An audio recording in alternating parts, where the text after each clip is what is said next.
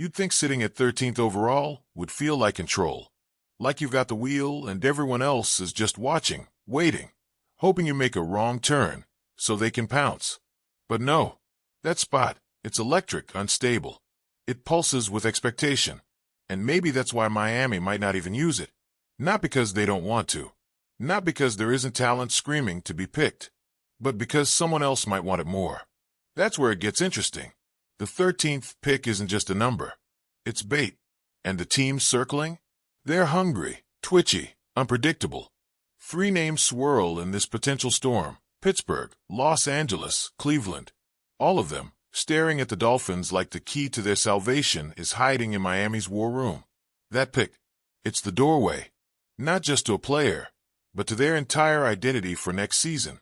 And Miami's job? Decide who's desperate enough to make it worth their while. Let's talk Pittsburgh first. You can almost smell the panic. Rodgers didn't land. Rudolph and Skyler? They know. Everybody knows. That quarterback room is one tough hit away from full-blown collapse. And right there at 13? Could be Dart. Could be Shadur. Could be their only shot. Are they really going to sit around and wait for the board to collapse on them? Miami could squeeze them.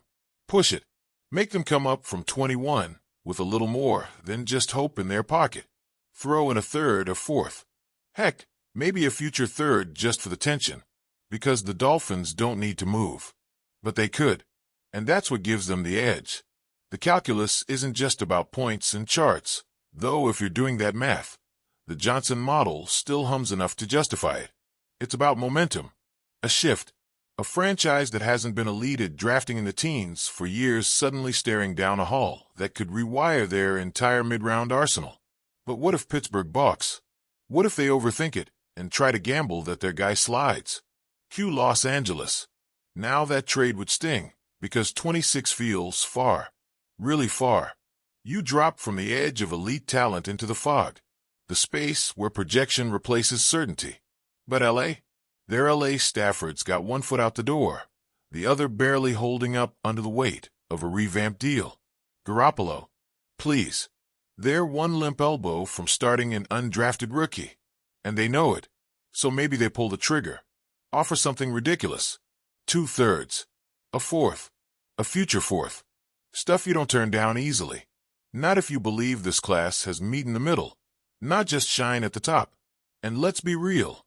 If the Dolphins get shoved to 26, they're not aiming for stars. They're aiming for depth, harmony, versatility.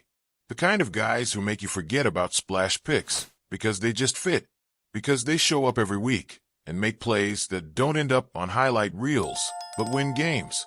That kind of value, it's buried in picks 90, 101, 127, and Miami knows it. But then there's Cleveland. And this one is messy, because they don't want to admit they need another quarterback. Watson was the bet, the big one. They put chips on the table and doubled down. Now they're stuck between regret and necessity. So what do? They sign Flacco. Again. But it's a Band-Aid. A whisper of stability. They're still exposed. So what if they call? What if they offer 33? Then 67. Then 94. Throw in 104 for good measure. A king's ransom in round 3 currency. Suddenly Miami's looking at 5 picks before 100. That's not a trade. That's a restructure. That's building a new identity in 3 hours on a Friday night. But it means falling out of the first. Completely. And that's scary. Because even if this class isn't top-heavy, there's something about first-round pedigree. About swagger. The badge of being a day-one guy. Can Miami stomach losing that just for the luxury of picking more? That's the tightrope. None of these options scream safe. None of them feel obvious. And that's why it's so intoxicating. Miami's sitting on a live wire.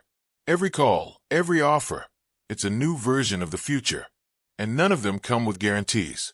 If they stay at 13, it's clarity. They know what they're getting. Probably a lineman.